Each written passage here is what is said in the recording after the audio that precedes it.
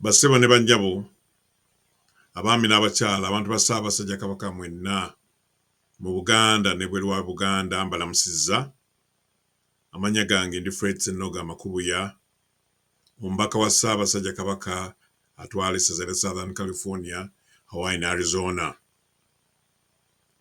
Tulina essanyu lya nsusso era nga nzize ku lwange n'abantu ba Ssaabasajja Kabaka bonna okuleeta amaloboozi gaffe okugagatta ku maloboozi gaabo bonna abantu ba Ssaabasajja Kabaka mu Buganda ne bweru wa Buganda okukukulisa Ayi Ssaabasajja Kabaka olw'okutuuka ku lunaku luno olukulu mu Buganda, olunaku lwe tujjukira okutikkirwako okw'omulundi ogwa32 ng'otudde ku Nnamulondo ya Buganda ng'otulamula.